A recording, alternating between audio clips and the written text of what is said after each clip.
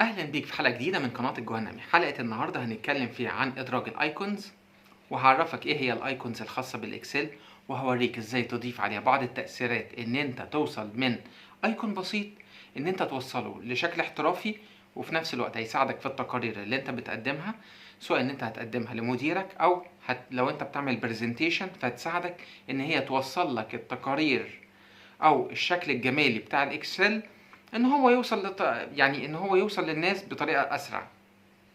وفي نفس الوقت هوريك بعض التريكات الجميله واللذيذه اللي هتساعدك كتير في الموضوع ده.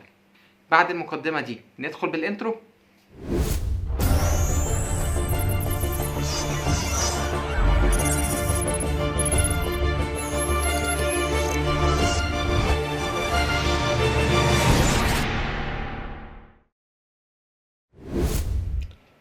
حلقة النهاردة هنتكلم فيها عن إدراج الأيكونز. كنا في الحلقة اللي فاتت، اللي ما شافهاش ياريت يرجع يشوفها، وهي إدراج الشيبس، تمام، أو إدراج الأشكال. وقلنا إن أنت هتقدر تختار أي شيب من دول، وتقدر إن أنت تدخل وتعدل على الشيب زي ما أنت عايز، وإزاي إن أنت ترفق بيه نص. كل الكلام ده أنا قلته، وإزاي إن أنت تحط مثلا شيب فوق شيب، كل الحاجات دي كلها، او ان انت ترتب اللي هي الاشكال بتاعتك، وازاي ان انت تلعب بيهم بقى وتعمل عرض جميل. كل الكلام ده انا قلته في الحلقة اللي فاتت.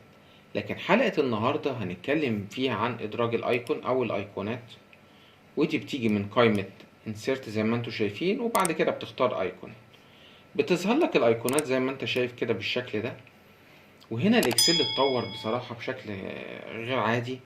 منكم اللي بيستخدم اكسل قديم مثلا زي 2003 او 2007 هيلاحظ ان في اختلاف كبير قوي، ان هو في الاكسل ان هو بدأ ان يضيف ايقونات بشكل جميل.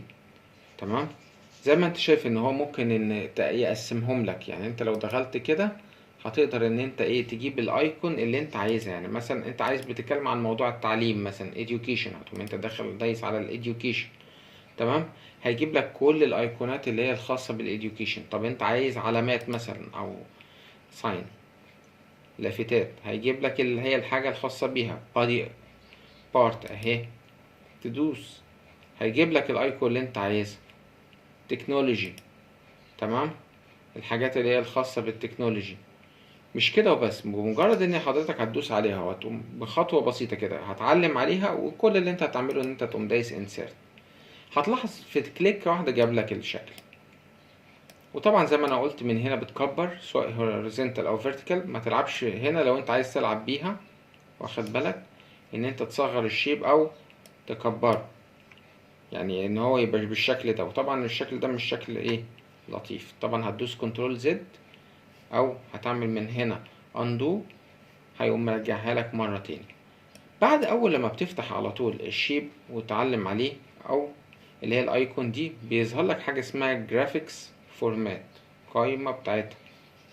لاحظ النقطة دي، لو انت جيت وقمت دايس هنا insert shape، وعملت هنا مثلا الشيب بتاعك، هتلاحظ ان في حاجة اسمها شيب، ظهرت لك حاجة اسمها shape format. هنا اسمها graphics format. ركز في النقطة دي اللي هي الجزئية الخاصة بيها. طبعا من هنا تقدر ان انت تجيب الشيب كده ده، او اقصد الايكون كده، وتقدر ان انت تعملها convert to shape، تمام. ومن هنا تقدر تعدل عليها. لو مش عاجبك اللون الاسود ممكن ان انت تغير الالوان اللي انت عايزها زي ما هو واضح كده. ولاحظ ان دي لون ابيض لكن دي شفاف، زي اكنها صور البي ان جي، تمام.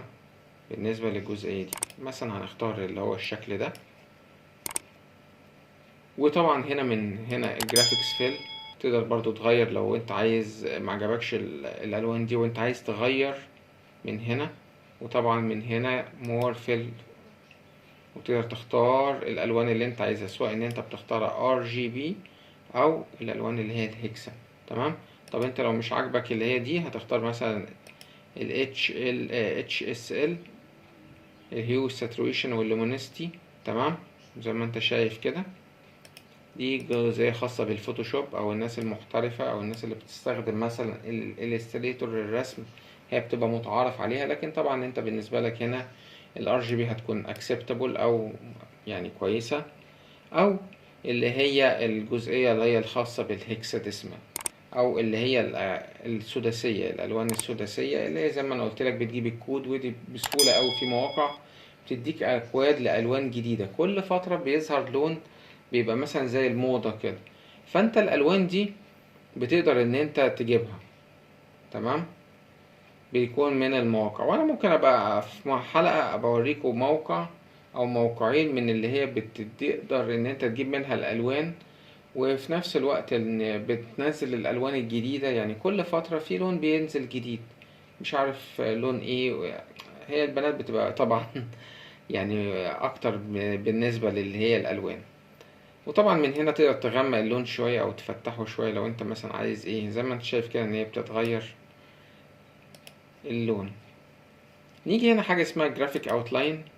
لو انت اخدت بالك ان هي لو انت عايز ان انت تبقى عامل له اوتلاين من هنا زي ما انت شايف كده، بص اداك الشكل الجميل ده، وتقدر تلعب فيه زي ما انت عايز، تغيره مثلا يبقى كده. عايز برضو more outline color من هنا، وليكن مثلا اللون الأحمر أو اللون البرتقاني ده تغمقه سنة كده، تقوم دايس اوكي. بص بقى الشكل جميل. لما تيجي تحطه مثلا هنا يبقى الشكل كويس.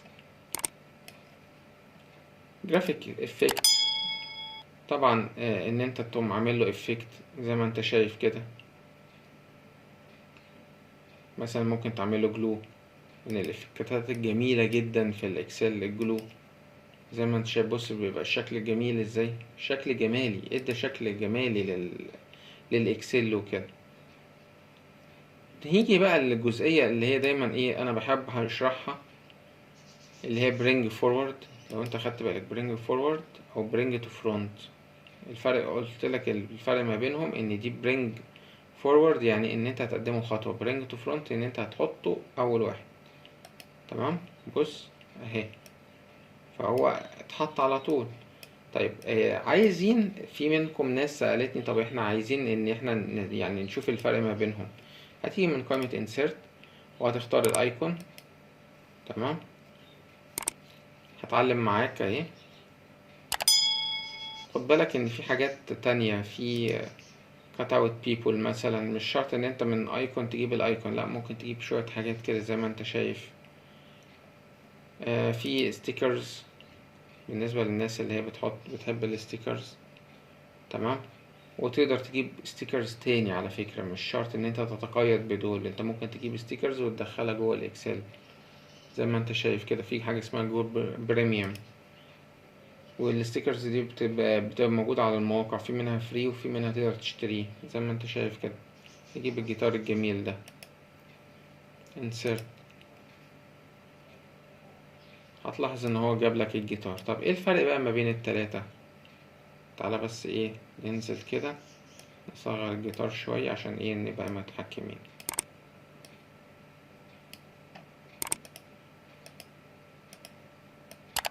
تحت الجيتار، ونجيب دي نكبرها شوية عشان تبقى باينة. لاحظ بقى النقطة اللي انا هعملها دلوقتي دي، الا وهي ان احنا قلنا send backward. بص الفكرة بقى هنا في نقطة،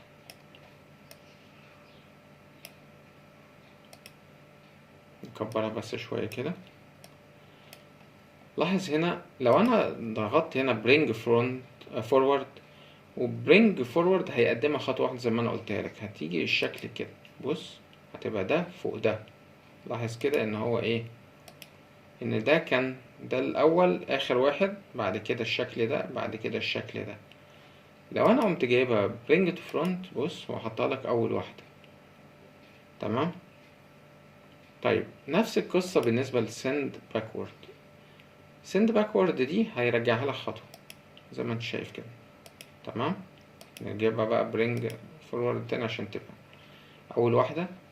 لو انت قمت جاي هنا وعملتها سند تو باك، رجعت اخر واحدة. واخد بالك انت من القصة دي؟ وتبقى طبعا سيلكت بين دي الجزئية اللي هي الخاصة باللي هي لو انت مثلا عايز تسلكت حاجة معينة. فاكرين الشيب اللي انا ما عرفتش ان انا اعمل له سيلكت في الحلقة؟ من هنا تعمل له شيب فورمات، وتقدر من هنا تقوم جايبه. جبناه اهو زي ما انت شايف كده، من اللي هي الجزئية الخاصة بالسيلكت بين دي. تمام.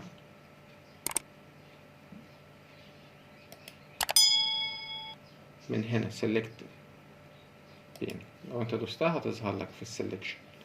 لو في شيب انت عايز ان انت تختاره، يعني انا مثلا عندي الاربعة على بعض، لا اقدر ان انا اجيبها من هنا، او اختار ده اعلم عليه.